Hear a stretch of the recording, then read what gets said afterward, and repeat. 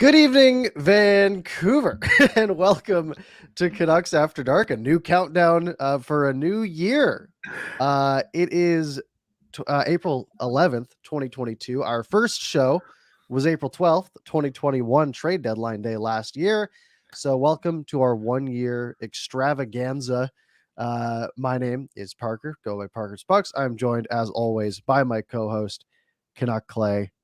How are you doing, Clay? I am great, Parker.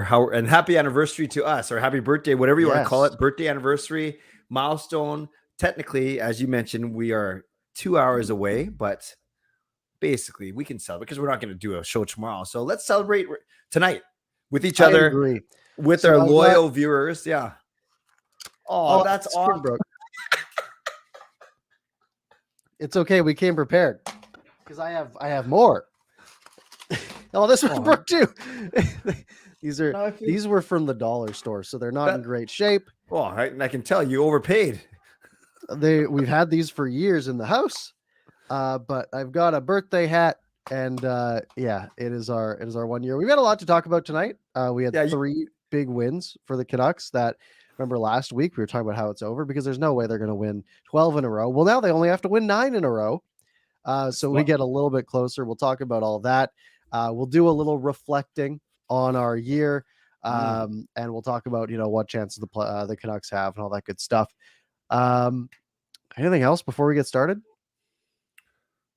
Okay, one braggy thing. I think you saw it, Parker, but I just want to say I might go to Sweden with my son Jacob for a World Junior Bowling tournament. Now, there's worse places to go. I'm going to go on a limb and say the Canucks won't be playing in the middle of June. Is that rude of me to say? Oh, classic negative Clay. Always thinking the Canucks aren't going to win. The Canucks should tank. This guy, always so negative. They're not going to make the Stanley Cup Finals this year. I'll have you know that Money Puck has the Canucks currently at a 0.1% chance of winning the Stanley Cup. If they beat the Vegas Golden Knights tomorrow in regulation, they will have a 0.6% chance of making the Stanley Cup Finals. That is math. That is undeniable. So there's a 0.6% chance you are wrong. Okay, how about if we beat Vegas tomorrow? What's our percentage of actually making it to the playoffs? We'll get to that. That's one of the topics. Okay, I'm excited. It's about the tease. All right. Well, Parker, I promise you for year 2, I will be much more positive. I promise. Yes, it's been the real issue with this show has been your just negativity, and if we're going to reflect on our first year, that's the criticism I have to give you, because it's just unacceptable. Much like Alex Chiasson, I will be better. Yes, he has been. We'll get to that as well. Let's start off by going over these last 3 games for the Vancouver Canucks. They took on the Vegas Golden Knights. They took on the Arizona Coyotes, 2 teams that they're going to have again this week. Kind of a weird setup, the fact that they do that again. And they had the San Jose Sharks. Let's start off with Wednesday's game, April 6th. Vancouver Canucks go on the road, go to Las Vegas, and for the first time ever, they beat Vegas on Vegas ice, I think, or was the first regulation one? It was something that hadn't happened before. First regulation win for sure. And maybe it's the first win in Vegas too, which is really crazy. It might be though. That doesn't seem I think you're right. They've struggled against Vegas historically. A game that the Canucks just sort of ran away with. Starts out with an Eichel goal 12 minutes into the first period. And then the Canucks just sort of put their foot on the gas. Now, here's the thing. I don't really remember this game. There's been so many games this year that I have filling up my brain, 73 of them, that I kind of get lost. We had a Bo Horvat power play goal. Was that in the bumper? Yes. Nice. No. Yes, it was. It was the Ekman Larson shot, a save by whoever was in net, and then Horvat put the rebound in. It was the rebound one. Okay. Yes. Not the classic bumper play. I remember that now. So that made it 1-1. Brad Richardson, 17 seconds later, made it 2-1 for the Canucks, and the Canucks go in to the first intermission with a lead, something that they haven't done a lot of this year.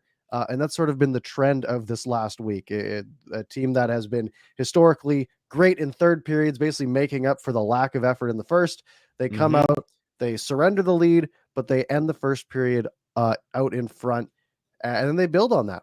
Second period, we get a Tanner Pearson goal, who has been actually good this year. Half a point per game this year for Tanner Pearson. Can't complain too much about that on a $3 million deal. And then we get the Elias Pettersson goal late in the second, and then he adds another one just because in the third period. So a 2-goal night for Pettersson, 3 points on the score sheet. And the Canucks take down Vegas 5-1, and a game that really hurt Vegas's playoff hopes. Like that took them below 50%, which is a big hit for them, and that's what's going to make tomorrow night's game so interesting. Yes, and a couple of things here. Petey with the 2 goals, and that last one, although it was basically, it didn't matter. They were up 4-1 already, but that was a really nice play with Chiasson that they almost emulated the next. Actually, we'll talk about this. The second game was almost like a carbon copy of this one. Also, yeah, great point. It was a huge game for Vegas, Parker, and I was surprised they came out so flat. Yes, the Canucks were good, but it's not like they completely dominated because they were so good. Vegas was pretty bad, and it reminded me of how flat the Canucks looked when we lost those important games against Detroit and Buffalo. And it's kind of the same feel, but reversed. And I'm not complaining, but I was surprised that Vegas came out so flat. Yeah, and for the Canucks to come out well in the first. And again, it wasn't like you said, it wasn't that the Canucks were on their A game. Vegas just sort of stooped to their level a bit, and the Canucks came out on top. And yeah, that second Pettersson goal was great. That play to get the stick on the puck. Good play by Chiasson to make the nice pass over. Easy goal for Pettersson. Leonard had a pretty bad night there for Vegas. And those god-awful helmets. Yeah, those helmets are awesome. You like them? I think I like the idea of them. Okay. I like the idea of let's have some fun. Let's do something silly. If the Vancouver Canucks came out in chromed out green helmets, that would be so cool. That's true. Now that you say that, that's true. Like, I don't think it would look good, but it would be cool. It would be. And that's the most important thing. LA does it with a silver one. I think the silver looks better than the gold. But I like that they're willing to have some fun with it. I like that the league actually lets them do it. So Vegas was on a 5-game winning streak going into that game. So the Canucks sort of killed their momentum there, which is huge. I want to see if they've played since, obviously, right? While you look that up, Parker, I do want to give some love, speaking of cool, to Lucas for a nice, cool donation of $10. Thank you, Lucas. Says, congrats on the 1-year anniversary, gents. In this next year, you guys got to do a post-game live stream downtown. I think we could make that happen if you two are going together. Yep. I think that's a great idea, Lucas. So thank you for your support over the past year, and with your presence and your donations. Also very much appreciated. Thank you. Thank you very much. Yeah. Vegas has played 1 game since, and they blew the doors off of Arizona 6-1. They got mad. It looks like it didn't impact them that much. Vegas does have some tough ones coming up, though. They've got the Canucks tomorrow. They've got Calgary. They've got Edmonton. We'll go into those. Obviously, we'll go into the Canucks games coming up this week as well. But a big win for the Canucks, much needed. I mean, it took their playoff chances from 0 probably to 2%. So a slight little uptick. And so the Canucks then go, and then a couple nights later, or the next night, back to back. So one of the sort of stories of why the Canucks were so dead in the water was that they had a bunch of back-to-backs. I think they had 3 back-to-backs in the last month here, right? They had those 2 games, Vegas, Arizona. They have another one coming up. What's the next one? 12th, 14th, 18th, 19th, Monday, Tuesday next week. Is back-to-back, and the last 2 games of the season are also back-to-back. Okay. Now, this was going to be one that was so the Canucks have the easier team on the second night, which is kind of nice because they went Vegas, then Arizona, who they beat 5-1. We'll get to that. Their next one is Dallas and then Ottawa, so they get the easier one on the second night. The problem is the last one's LA and then Edmonton, so 2 tough ones. Right. But at least for this one, the Canucks took their scheduled loss on the road in Arizona, and they got a win out of it. And a pretty, like you said, sort of a carbon copy of the previous game, another 5-1 win. Yeah. And this was the Alex Chiasson show. 3 points, right? Him, Horvat, and PD. 3 points, 2 goals, 1 assist. He gets the first one on a power play. Yeah. Which again, I don't remember what he did there. What was this goal? Do you remember this? Pretty sure he tipped it. Actually, no. This is the Pettersson. He's sitting. I'm watching it. Yeah. I'm on the replay. Oh, it was a great pass fired across from Elias Pettersson, backdoor. Chiasson sitting there, stick on the ice. All you got to do. That will typically work when you have Yep. Elias Pettersson out there. So the Canucks strike first, and after the first period, once again, the Canucks have a 1-0 lead. They are ahead Yes. after one period, which is Yep. very, very big for this team. They go to the second period, and Bo Horvat scores twice in 38 seconds. That was pretty good. That was pretty good. I'd agree. Both of them from Podkolzin and Garland. So Podkolzin getting on the score sheet a little bit. He's been so good. Yep. This last week, we'll get to it, but in that Sharks game, he played almost 17 minutes, which I think is his second highest in his career. He has been an absolute factor. Horvat has been turning it on. He gets his 30th goal of the year this game, which for a player who has had this whole should he even be the captain? And then coming out and be like, he's really underwhelming this year because he's had these really cold stretches where almost nothing has gone his way. And then he comes out and now he has 30 goals, which is absolutely crazy. So 30-goal season for him, which is great. Arizona tried to get back in it. Schmaltz scored, but then Pettersson scored his 25th of the year after. And then Alex Chiasson makes it 5-1, second power play goal of the night in the third period. And a pretty smooth sailing, easy win. Canucks outshot the Coyotes. They went 2 for 2 on the power play. Yeah. Perfect penalty kill. Shot blocks were 17-3 in favor of Vancouver, so that probably had a bit of an impact. But the Canucks went out and they took down a team that they should beat, even though, again, on the back-to-back, but it worked out. Yeah. A couple of things stood out to me, Parker, for this game. When Nick Schmaltz scored for the Coyotes, making it 3-1, and then you might remember they scored the next goal that got waved off, that brought back. Right. So, and then the Canucks scored right after that. So that went from a potential 3-2 game to a 4-1 game. And then you knew that there was no worry there, but 3-2 is obviously a lot closer. So that was interesting.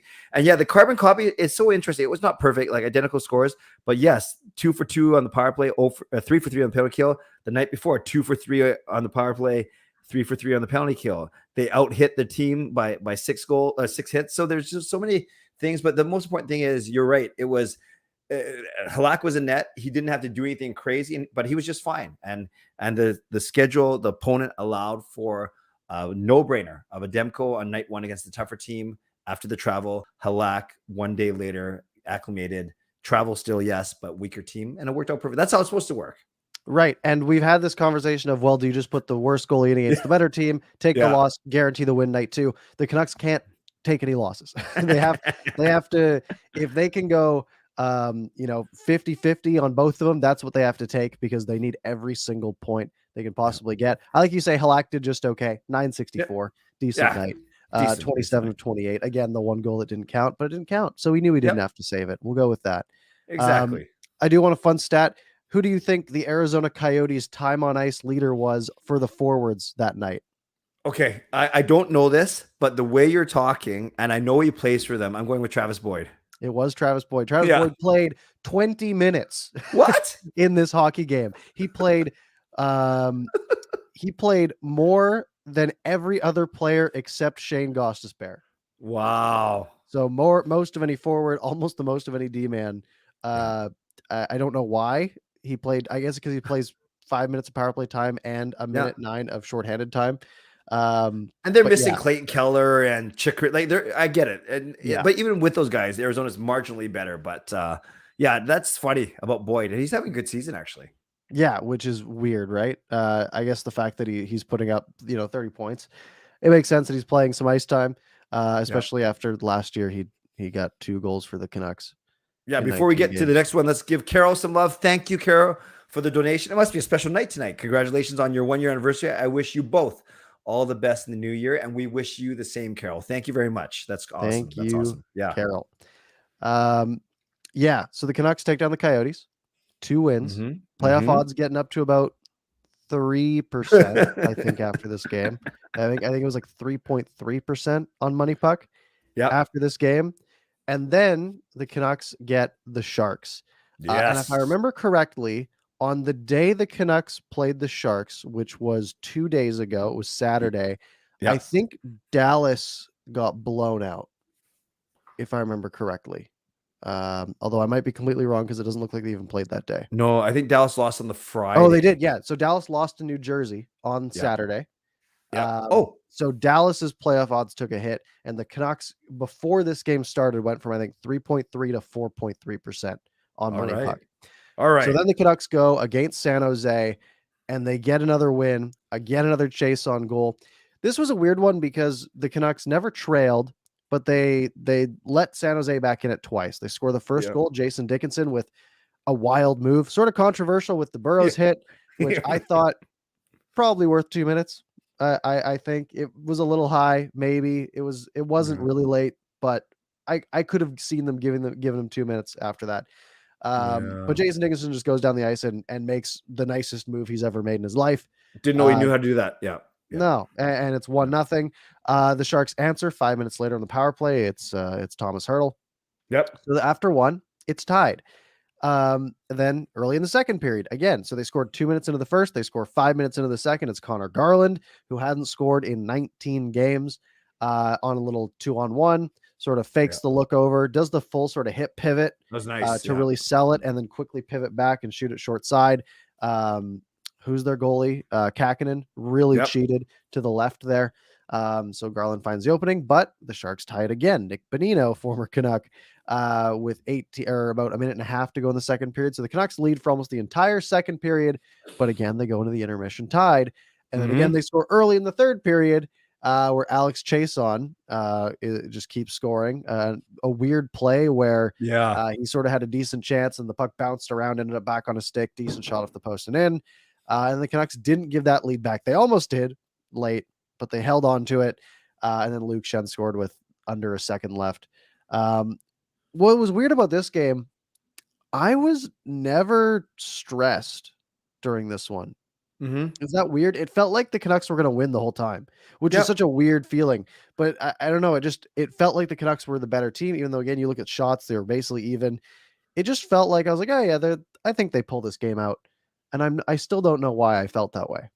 Yeah, I saw, and this game also marked two really cool things. One of them is I know you did a post game for the first time in 3 weeks, which is great. I was able to watch it, and I also saw when you mentioned, because I forgot to mention in our wrap up of this that I was going to the game. So thank you for the quick shout out during your stream. Also, and it was cool because I brought Jake. He just got off a plane that morning, and he was basically falling asleep until the game started, and then he was able to see that win. But yes, I agree with you, and it's because we didn't feel that worried because this is actually one of the few teams that we are ahead of in the standings and hasn't really been a thorn in our side recently. And maybe it's because Demko was playing really strong. And despite, I didn't like Parker that we went 0 for 7 on the power play. That's pretty bad. Yeah. And the scary part about that is, the other team's going to get a bunch of power plays too, right? Yeah. Whenever anything like that happens, and it did. Yeah. I mean, the Sharks it was 0 for 7, kind of 0 for 6, right? They only had, one was like 10 seconds. Yeah. But I mean, the Sharks had 5 power play opportunities. They scored on 1, although I guess one of their power play opportunities was also 10 seconds because the Canucks took a penalty. Right. Yeah, so the Sharks got their fair share and scored 1. And for a team where special teams has been the difference a lot this year, where they have, been absolutely useless shorthanded, and it has cost them a ton of games. This game, it was one of those ones where it definitely could have, but the Canucks got away with it. Did you see the little spat between Logan Couture and Erik Karlsson at the end of the game? Yeah, that was interesting. So Karlsson kind of cheated up at the end, hoping for a stretch pass, which I think is a fine play with 10 seconds left. I don't think you're back checking that hard. Oh, wow, you blocked that Luke Schenn shot with 1 second left. Difference maker, right? It's a team that's out of the playoffs. It's a team that isn't very good. They have a lot of cap issues with those two being the primary offenders mostly. But I don't know. I think Logan Couture might. He said it wasn't really a thing afterwards, but a lot of people saying I feel like he might be a guy that has those things. And you wait 30 seconds and you're down the tunnel and no one sees it, right? Right. Doing it on the bench right after, and especially a guy like Erik Karlsson, right? Like of all the guys. Karlsson just went like this. He's like, I don't know. He's like a cool Swedish guy. He's not gonna. Why are you yelling at him? Exactly. Like yelling at Alex Edler, but better. A better Alex Edler. A way better Alex Edler. That's funny. Yeah. So the Canucks go 3-0. Yeah. And suddenly, after last week when he said it's over and they have no chance, well, suddenly the Canucks now have a 5% chance. So Money Puck has them at 5.1. The Athletic has them at 5 because the Athletic just rounds to the nearest number. So it could be 5.4, it could be 4.6, whatever. So the Canucks have a 5% chance. Now, to put that into perspective, we look at some of the other teams that are around them. Vegas is sitting at 41.6% right now. LA is at 77.6, Dallas at 84.7, Nashville at about 92. Okay. Now for the Canucks to get in, they'd have to pass Vegas and LA, right? That's sort of their path. The better path. Yes, I agree. That's the easy path. The easy path. The easier path. Vegas right now is they've been hot. They've had one bad game, and that was against the Canucks lately. They have a lot of injury problems, but they might be getting Mark Stone back tomorrow. Which is great. Great for the Canucks. Yeah, awesome. Great. Good job. Now here's the thing. Money Puck does this great thing, and you might have saw it on my tweet, where based on the next game, it will sort of they give you their preview, and it will tell you how the odds are impacted based on the results of this game. And I'll see if I can just share this because that's just going to be the easier way to do this.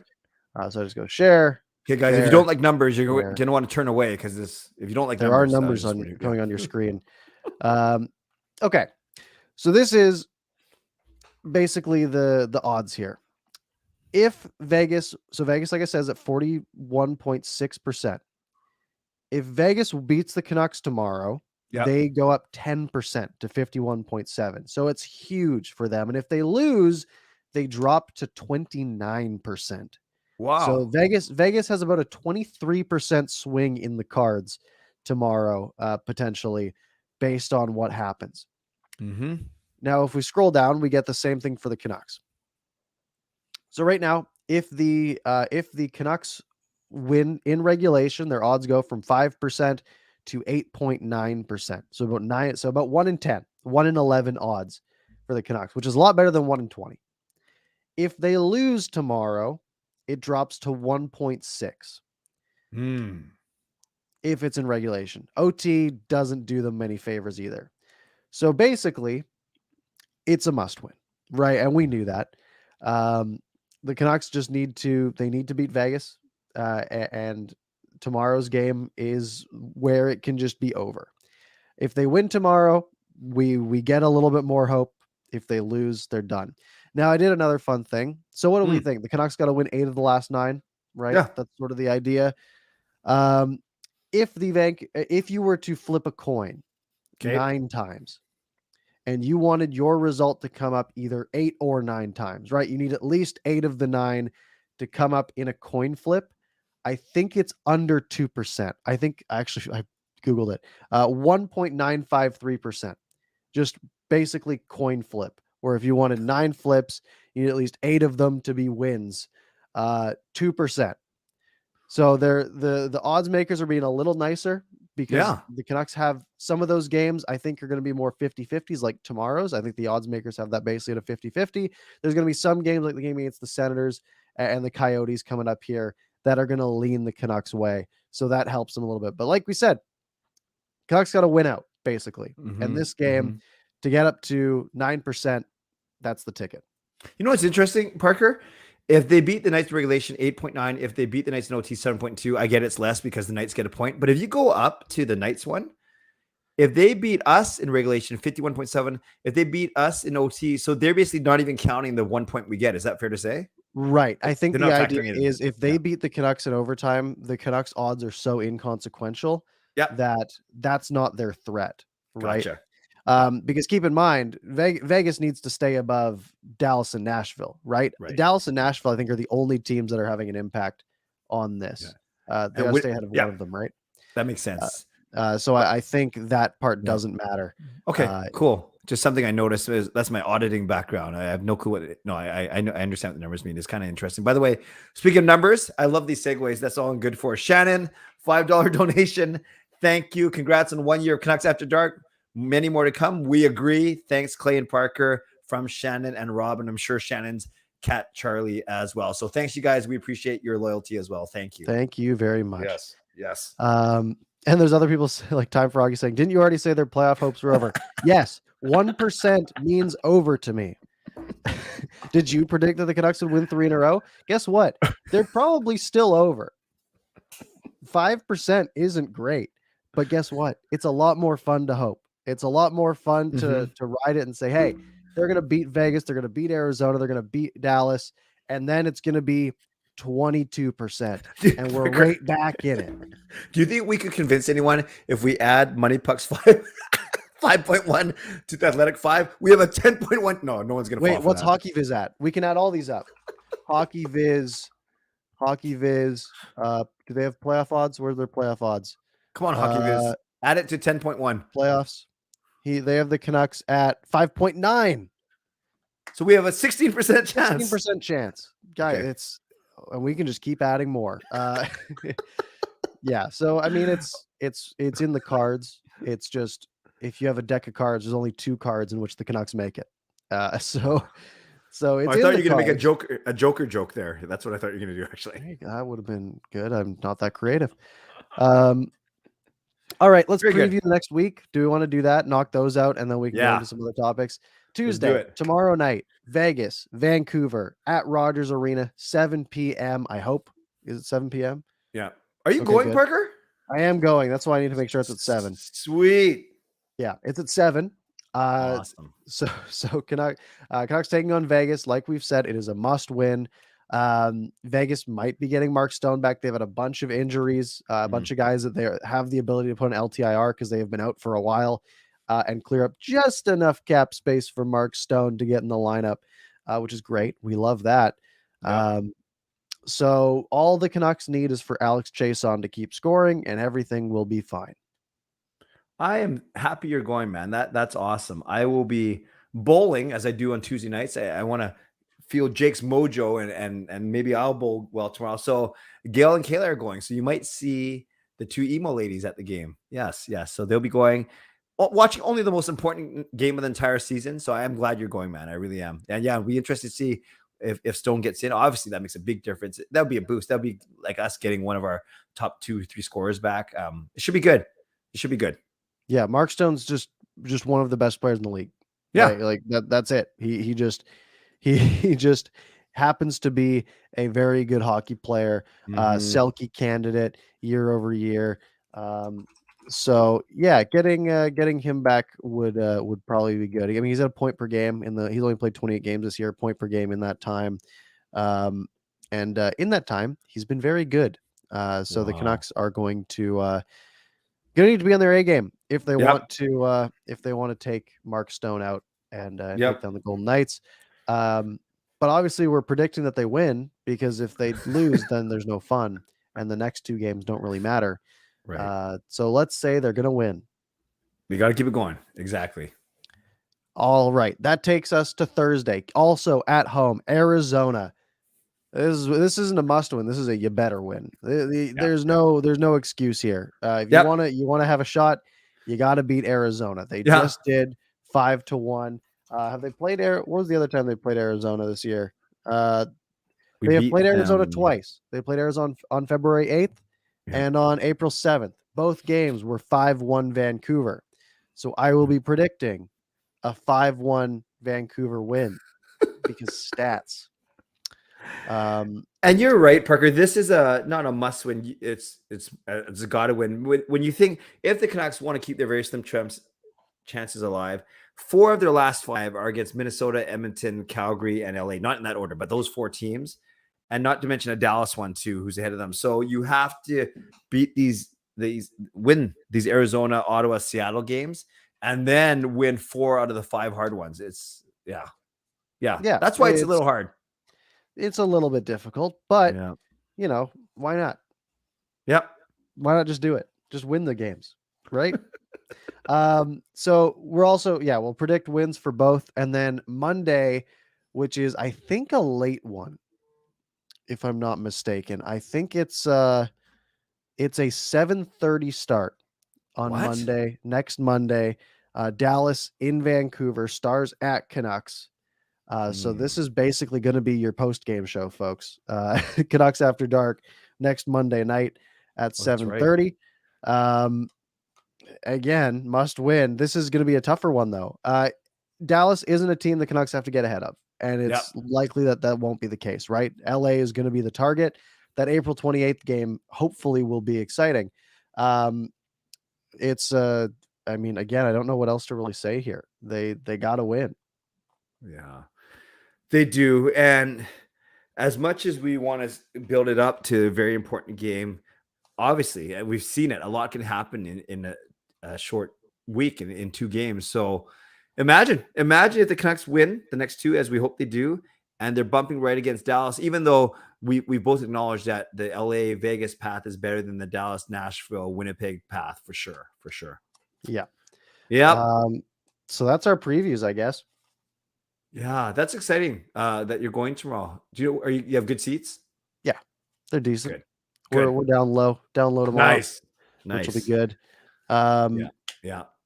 So 3 games, 3 must wins. If the Canucks win all 3, I mean, if they win tomorrow, they go up to, what was it, 8%? What did we say it was? Yep. Something along those lines, 8.9%, 8.2, something like that. So if they win that one, and then if they beat Arizona, they probably go up to like 11. And if they beat Dallas, maybe they go up to 15, 16, 17, somewhere in there.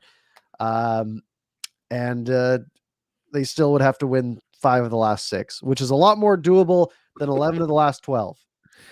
Yeah. When you break it down like that, they win these 3. If they do, easier said than done. They're sitting at 86 points in 76 games. Yeah, to be safe, they go 5-1, and they're at 96. And if you want to cut it real close, you go 4-1-1 or 4-2. That might not get you, but it's good. It's fun. It's fun that we're still in this and paying attention on April 11th. Yeah, meaningful games in April. Not very meaningful, but meaningful games in April, and that's all that matters. It also helps that the season's like 2 weeks delayed too this year, so like we're still alive. Other news around the Canucks: Spencer Martin, Yaroslav Halak is old news after these last 9 games. How many do you think Halak gets? There's 2 back-to-backs. Yeah. Do you think he plays 2 games? Yeah, I do. I think he plays 1. Really? Which one? I think so. This is the way it'll work. He will play the Ottawa game in the back-to-back so they'll play Dallas on Monday, then they play Ottawa on Tuesday. If the Canucks beat Dallas, which again must win, and they get Ottawa on Tuesday, they put Halak in because I think they can work that out. Yep. Then they get Minnesota on the 21st, Calgary on the 23rd, 2-day break, Kraken on the 26th, LA on the 28th, Oilers on the 29th. Yeah, you got to play Demko. You're right. If that last game means anything, you got to play him. Then Demko plays. Yeah, if the Canucks are out, which more than likely they will be, 95% chance they will be. Then you just play Halak, right? Why wouldn't you? You probably play Halak like most of the games at the end of the year just to give Demko some time off. But I think, if they were to somehow beat LA at the end of the year and be like tied for a playoff spot, let's say, or just in by 1 point, then you play Demko because you're trying everything you can to win that game. But then Halak's done. Because if the Canucks do make the playoffs, they probably get knocked out in the first round and Demko plays all the games. Or they go on a run and Demko plays all the games. Either way, Halak likely has 1 or 2 games left in a Canucks uniform. And next year it will be the Spencer Martin show. What was the contract with $750? It was it was way cheaper than I thought. Way cheaper. $767. So he will be making $762 as his cap it for the next 2 years. One-way deal, meaning he makes the same in the NHL as the AHL. And I think I sort of hinted towards this, saying like, hey, well, they can just give him like guaranteed money if he's in the AHL, and that's a good raise, right? Because this year he's on an $800,000 contract this year, but it's only 105 if he's in the minors, right? So he's making less than a software developer in the States, right? As a professional hockey player. So giving him basically 2 years of security, a guaranteed $1.5 million. for the next 2 years to be the backup for the Canucks, most likely. And the thing is about that deal, that also gives the Canucks the flexibility to go sign a different backup if they wanted to, right? They could just go get another goalie, and it has no impact. That just, again, real money is the only problem there. So I mean, there's literally zero downside here. I agree with you, Parker. It's a good signing. The path is clear for Martin to be Demko's backup for the next 2 seasons for sure. But like what any team would do, they're going to bring in another 2 guys. So DiPietro will still be there at training camp. And then you're exactly right. They'll likely bring in another goalie to battle on a cheap contract or a PTO, something like that. So there's a 3 goalies battling, and you don't just hand it to Martin, because that's not right. You never know. He might falter. He might get hurt. Something will happen. So you got to have at least another NHL caliber goalie around. Yeah. It's good. It's a good deal. There's no downside. It's a great contract. I wish we saw a little bit more of him when the games meant less, and now they mean something. So Halak's there. Either way, Spencer Martin back for the next 2 years. And the only other thing really on our news docket that we had were the injuries, Besser and Pearson, which I'll let you take away. Yeah, sure. More than I do. Yeah, I was at the game where Pettersson and Besser tried to make a Ben Hutton sandwich, and Hutton slipped Pettersson's check, and Pettersson actually ended up checking Brock into the boards and hurt Brock's arm.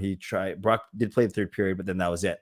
Then Pearson, they showed a highlight where he got kind of sandwiched in the Arizona game, but others were saying that it actually happened earlier in the game where he might have slid into the boards. Regardless, Pearson came out of that game. So we learned today, everyone, that Besser is closer to returning than Pearson. With Besser, Bruce Boudreau said he won't play tomorrow, but there's a good chance. There's a chance he plays by the end of the homestand. So either against Arizona on Thursday or Dallas on Monday, which is actually a whole week from today. Pearson, he said flat out, he's not going to play this homestand. So whether that means he gets into one of the final 6 games, or he's already anticipating that he's not going to play for the rest of the year, which would suck. But we'll see. So if you're wondering why guys like, Richardson, Dickinson, Lockwood, Patan, why all those guys are playing so much, is because we have 4 top 10, top 9 forwards, or maybe top 12. We have Besser, Pearson, Höglander, and Highmore all out. So yes, don't expect any of them. Maybe Besser will be the soonest out of all those guys, but they're all dressed for the team picture at least today, all looking good, but you don't have to skate around for that. Yeah. It's too bad. But that's why guys like Podkolzin, that's why guys like Chiasson are indeed stepping up in guys like Besser and Pearson and Höglander's absence. Oh, we can't hear you, Parker. Well, that's because I hit the mute button. Oh, there you go. You have guys like Pettersson, who's on a heater right now, Horvat, who's on a heater right now, Alex Chiasson, who's on a heater right now, which are great. You got a couple of power play options with OEL and Hughes going on. The Canucks have a lot of good things, or things that are working, but a lot of things that could stop working really quickly. And that's, again, why you just got to hope everyone keeps up this hot streak for the next 9 games. And hopefully Besser's back in time for some of those last few games. Yeah, I agree. And Edmund, just so I don't want Edmund to get scared. I don't want to get misconstrued.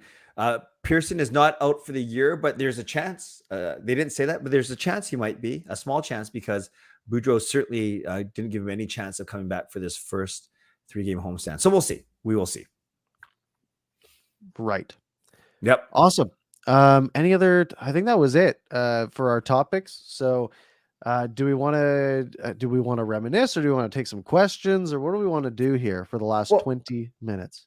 Well, we can go 10 and 10. Let's reminisce first, because I think, we're not going to reminisce next week on a year. Today's the year. So let's reminisce for 5 to 10 minutes maybe. And Parker, maybe we can reminisce really quickly. Well, so everyone in the chat, put in your favorite, well, it doesn't matter your favorite, something you remember about us for the past, maybe it was your favorite show, your favorite thing that we talked about.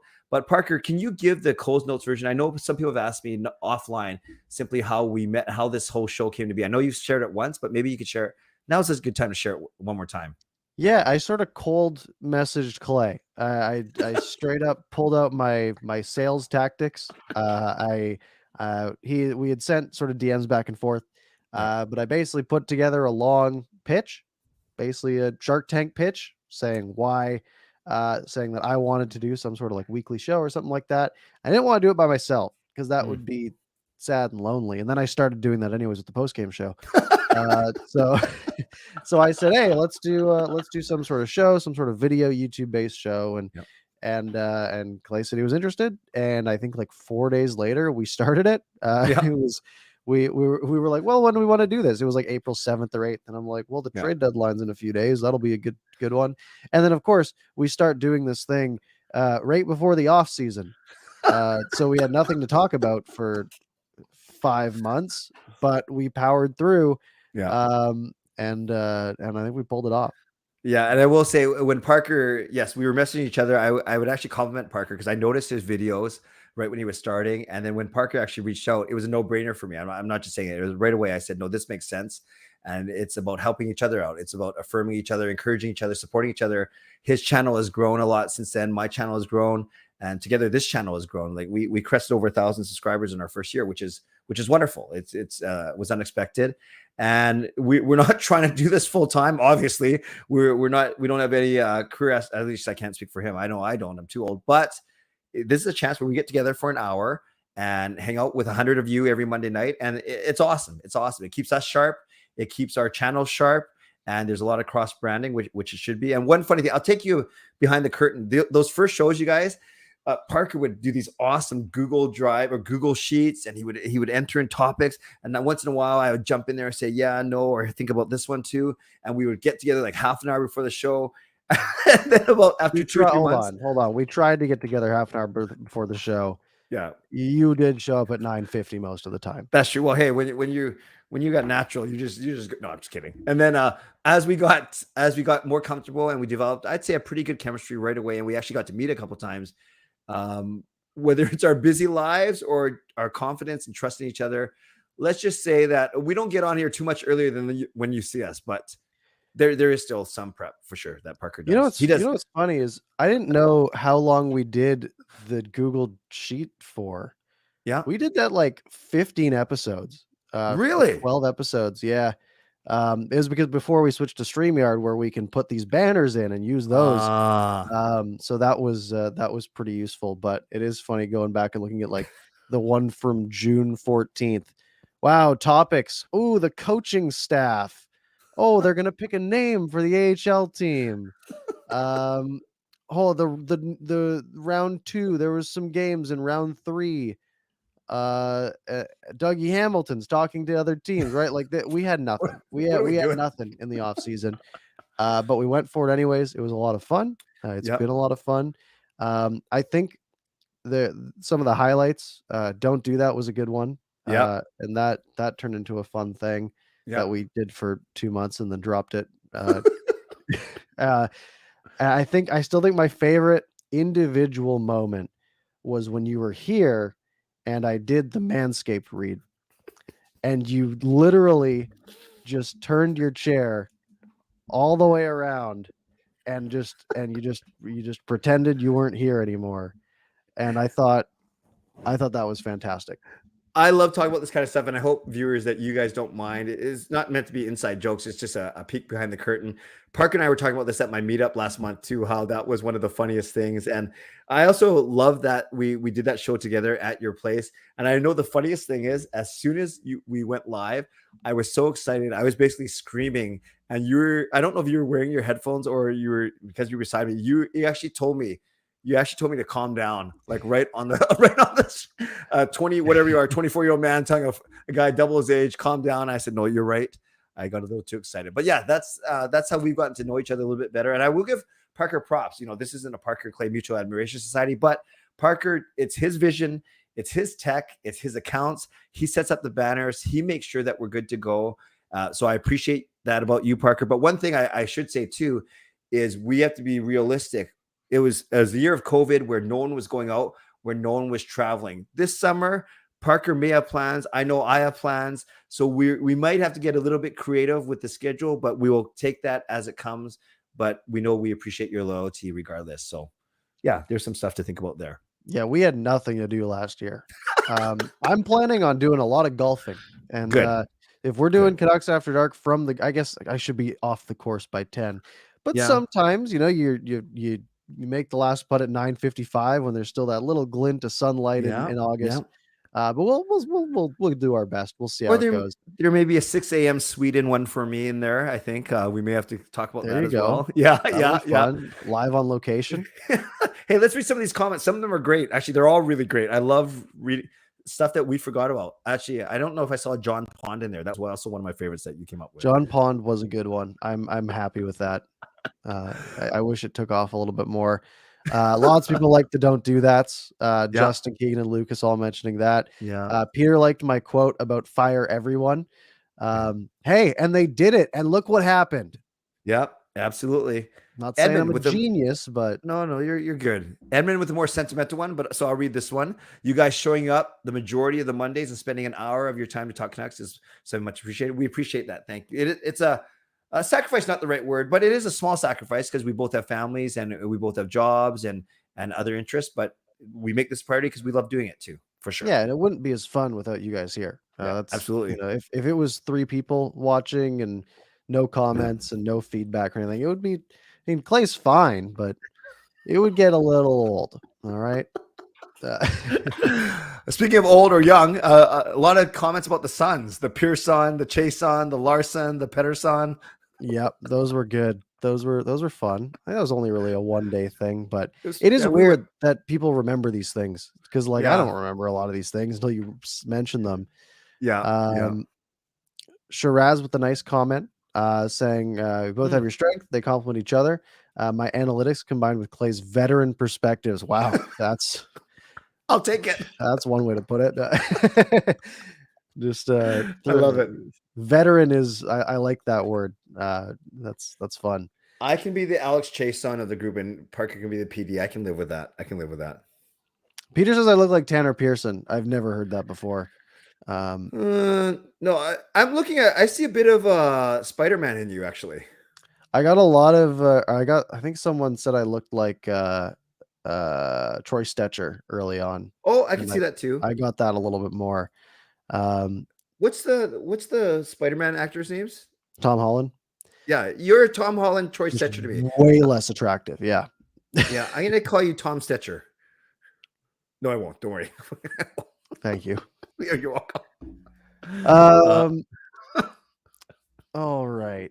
Let's see here. Fun Q saying counting Parker's let's see here's and taking shots every time and not remembering the second half of the show. Do I say that a lot? I haven't noticed that.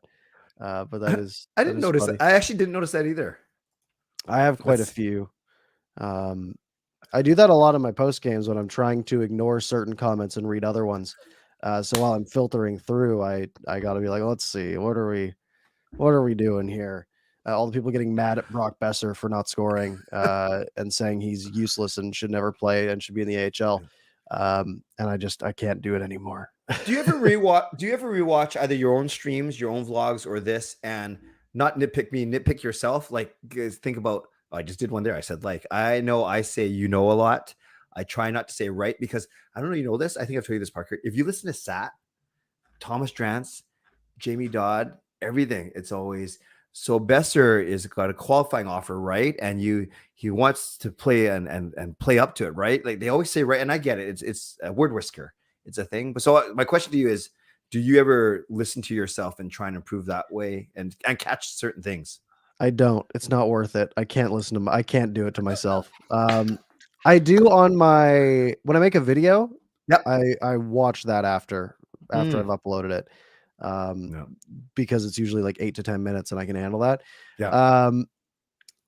No, I do know there's a word that I can't think of that I say all the time. I say absolutely a lot. But I do have a few that I've heard you say at the end of the day a few times. I do say at the end of the day a lot. Yeah. But I say, and write all the time. So, and it's not a competition. It's just, we're trying to improve. Yeah. Someone says you look like you're 20. Yeah. Jasper says you look like you're 20. Well, that'll be a compliment eventually. If I get that in 20 years, then I'll be pretty happy. How come no one says I look like I'm 20? I don't know what to tell you. It's the veteran presence. You call me VP from now on. Veteran presence.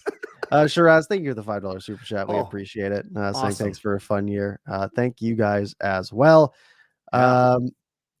RP88 says, will you guys watch a game together next season? Probably. We went to the training camp together. Yeah, we should. We yeah, should. I should be more generous and invite Parker. I am blessed to go to a lot of games. So when my family's not fighting over the tickets, I will bring Parker next season for sure. Fair It'll be enough. good. I We would should do have a show from invited there. you tomorrow, but I know tomorrow's bowling night. So Oh, thanks, man. I didn't extend the offer. Okay. All right. Any other questions you guys have, whether it's show related or I like Canucks related? Nathaniel's. Also, what does it take to get all the Canucks YouTubers together for a video? Physically in one place, it's easy, but then how good of a show is it going to be?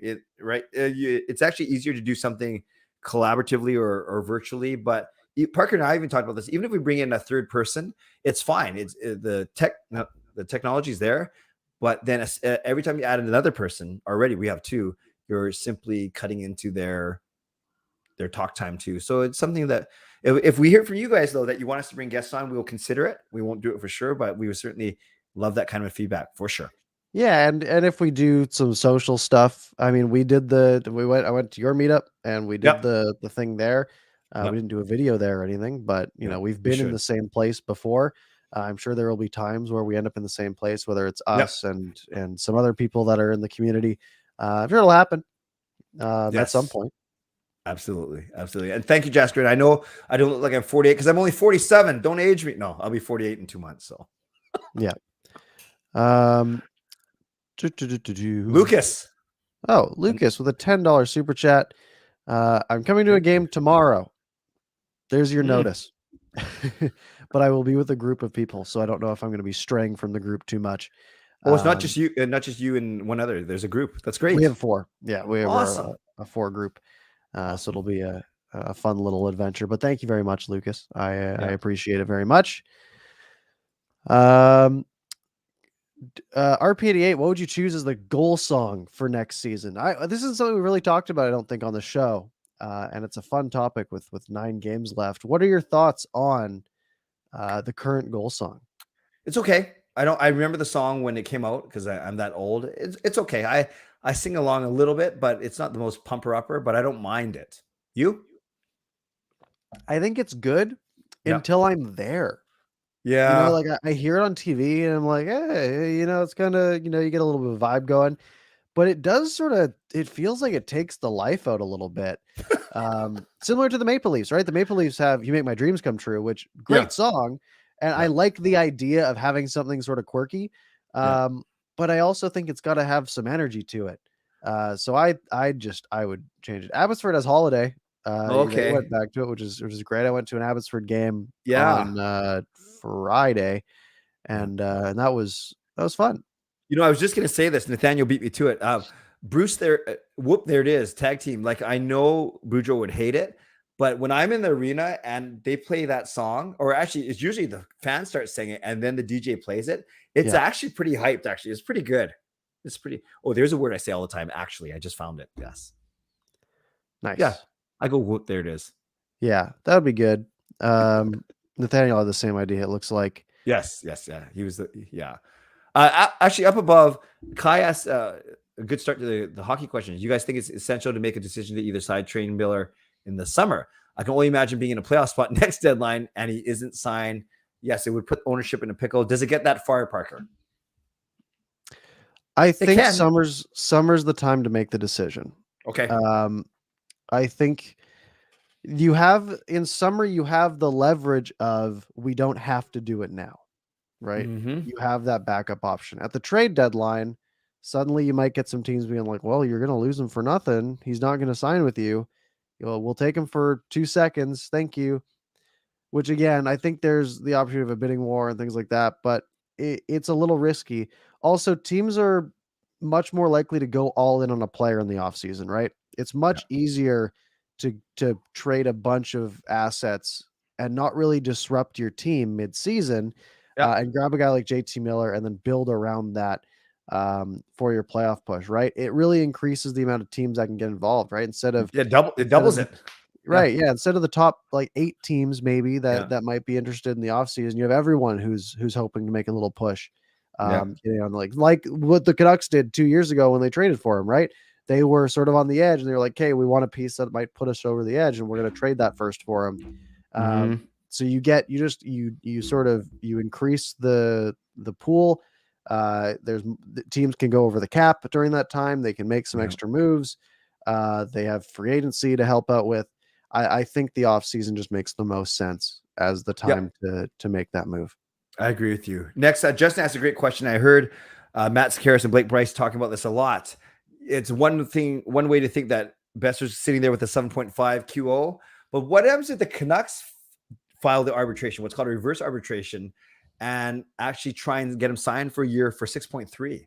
Do you think that does that wreck the relationship with a player that could still be important? Or will Besser's people understand that's part of the business? Because if he had a really good year, they'd be trying to gouge the Canucks.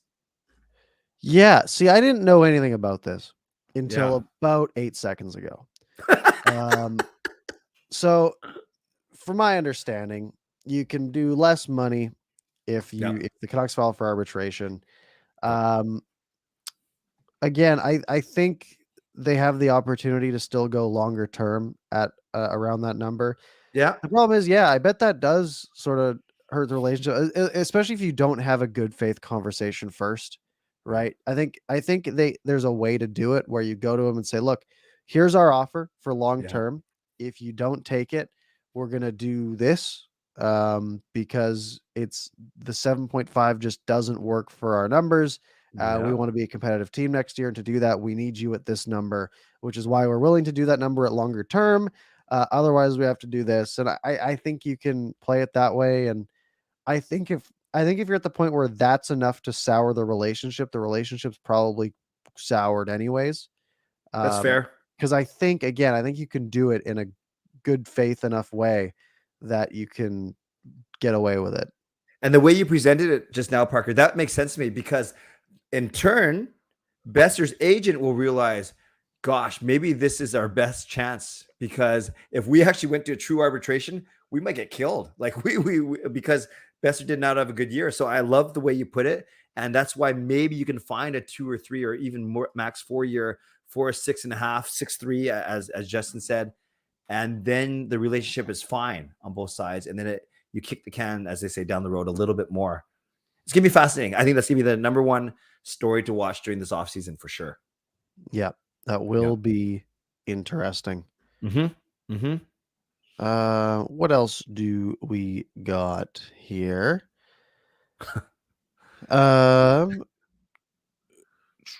Anything you're seeing here? I'm just laughing at Peter's comment. Canucks are 3-0 since Clay decided that the Canucks would lose to Vegas. Parker, in my vlogs, I always say that the Canucks are going to win, almost to the point where it's not farcical, but I was betting again. I mean, I was talking against my head, and then I just, it's fine. Vegas is going to win.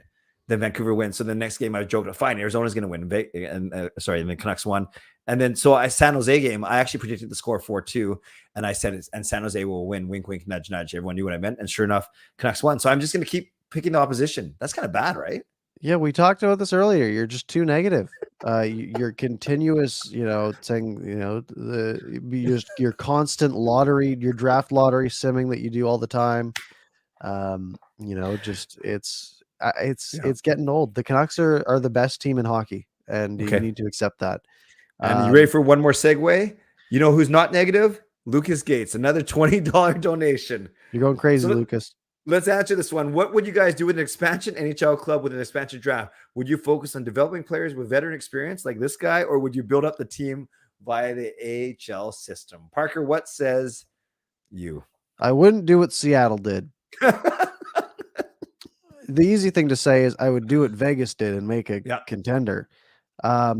When I do this in the NHL games, which I haven't done in a while, I just get the youngest, most decent guys I can.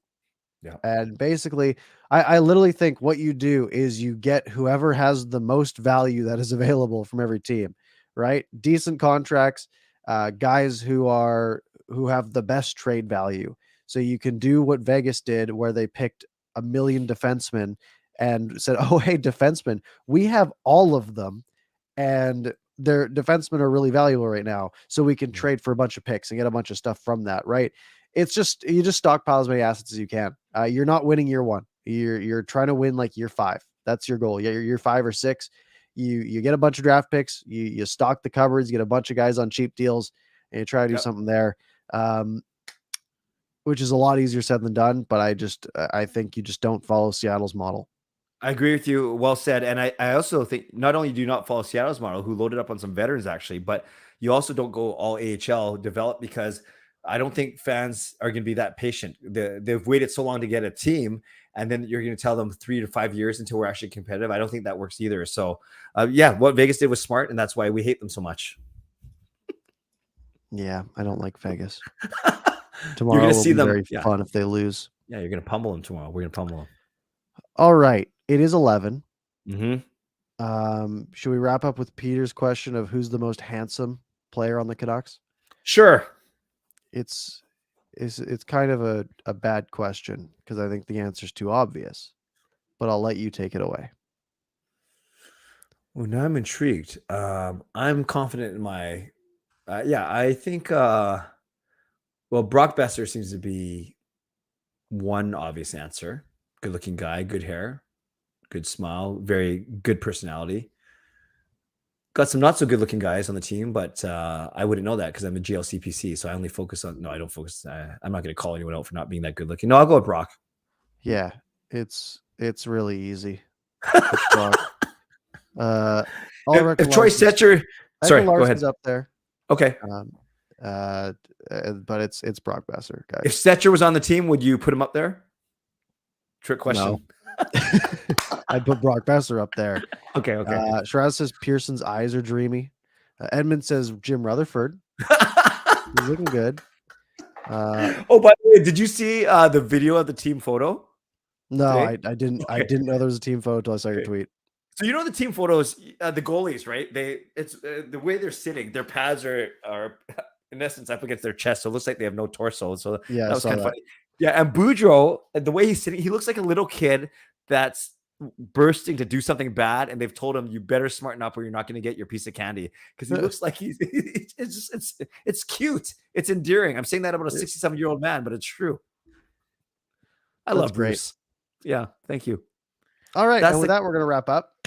So thank you guys for celebrating our 1 year, our one year show anniversary with us. It has been fun. If you missed any part of the show, you can rewind back to the beginning, or you can find it on your favorite podcast platform shortly, whether it's Spotify or Apple Podcasts or Pocket Casts or Overcasts or Google Podcasts or other ones. It's on all of them. So go find it there.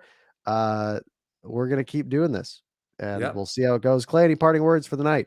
Well, it's cool. Between you and me, we have the 3 games covered. You are going tomorrow, and I'll be hitting Thursday with Marie, who's singing the anthem, and then on Monday, Easter Monday. So, and then we have our show, which we'll figure out. So we're going to see 3 wins between the 2 of us. How's that sound? Yes. Hopefully. Probably not, but yes. And happy anniversary to you and to us and to everyone. Thank you very much. All right, guys. Have a good one. We'll see you next week.